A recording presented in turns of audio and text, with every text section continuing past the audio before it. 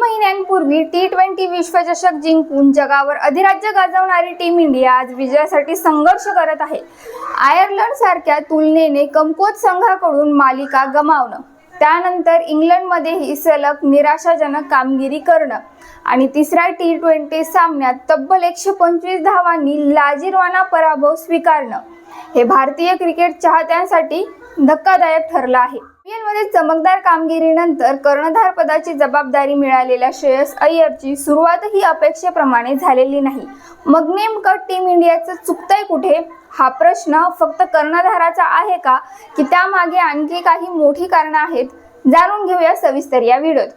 मंडळी, T20 विश्वचषक जिंकल्यानंतर भारतीय क्रिकेटबद्दल अपेक्षा प्रचंड वाढल्या होत्या। नवीन कर्णधार, नव्या खेळाडूंना संधी आणि आक्रमक क्रिकेटच्या जोरावर भारत आणखी मजबूत होईल अशी चाहत्यांची अपेक्षा होती।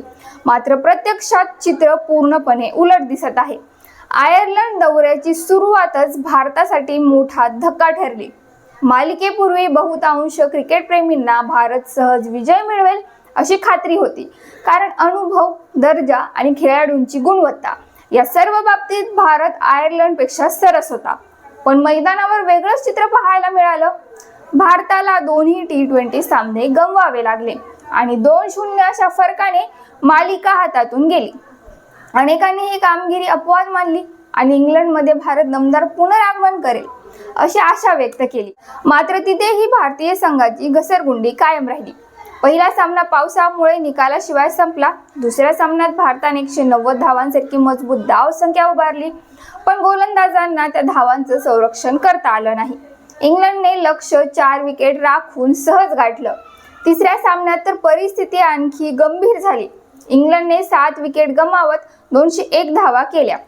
प्रत्युत्तरात भारतीय फलंदाजी पूर्णपणे कोलमडली। संपूर्ण संघ अवघ्या 76 धावात बाद झाला आणि भारताला तब्बल 125 धावांनी पराभव स्वीकारावा लागला। T20 क्रिकेटमध्ये भारताच्या इतिहासातील हा सर्वात मोठ्या पराभवांपैकी एक ठरला। या मालिकेनंतर सर्वात जास्त दबाव आला तो कर्णधार श्रेयस अय्यरवर। IPL मध्ये सलग 2 हंगाम सर्वोत्कृष्ट नेतृत्व आणि फलंदाजीच्या जोरावर त्याने स्वतःला सिद्ध केलं होतं। त्यामुळे सूर्यकुमार यादवच्या जागी त्याच्यावर कर्णधार पदाची जबाबदारी सोपवण्यात आली। पण कर्णधार म्हणून त्याच्या नावावर अजूनही पहिला आंतरराष्ट्रीय विजय नोंदवला गेलेला नाही। मात्र या अपयशासाठी केवळ श्रेयस अय्यरला जबाबदार धरणं योग्य ठरणार नाही, कारण त्याच्या समोर अशी काही आव्हानं आहेत ज्यांचा परिणाम संपूर्ण संघाच्या कामगिरीवर होताना दिसतो। T20 विश्वचषक आणि IPL संपल्यानंतर भारतीय संघाला विश्रांतीचा फारसा वेळ मिळाला नाही। भारतातील सपाट फलंदाजांना अनुकूल खेळपट्ट्यांवर सातत्याने क्रिकेट खेळल्यानंतर संघ थेट आयर्लंड आणि इंग्लंडमध्ये दाखल झाला। या दोन्ही देशातील वातावरण आणि खेळपट्ट्या भारतापेक्षा पूर्णपणे वेगळ्या आहेत। भारतात चेंडू तुलनेने सरळ येतो, फिरकी गोलंदाजांना मदत मिळते आणि मोठ्या धावसंख्या उभ्या राहतात।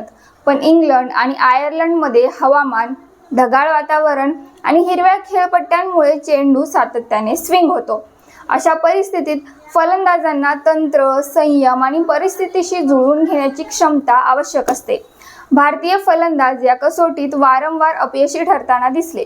फलंदाजीसोबतच गोलंदाजीमध्येही भारताला मोठी उणीव जाणवली। बुमराहसारख्या अनुभवी आणि सामन्याचा चेहरा बदलण्याची क्षमता असलेला गोलंदाज या मालिकेत संघात नाही। बुमराह केवळ धावा रोखत नाही, तर गरजेच्या क्षणी विकेट मिळवून देण्याची त्याची क्षमता जगप्रसिद्ध आहे।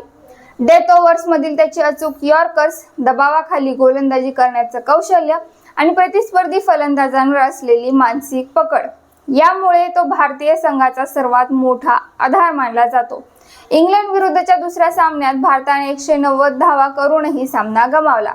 अशा वेळी बुमराहसारखा गोलंदाज असता तर निकाल वेगळा लागला असता का, हा प्रश्न अनेक क्रिकेट तज्ञ उपस्थित करत आहेत। त्याशिवाय भारतीय संघातील अनेक युवा खेळाडूंना अजूनही परदेशातील परिस्थितीचा पुरेसा अनुभव नाही।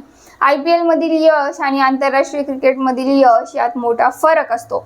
IPL मध्ये ज्या खेळाडूंनी धावांचा पाऊस पाडला त्यांनाही इंग्लंडमध्ये स्विंग आणि सीम मुवमेंट समोर संघर्ष करावा लागत आहे।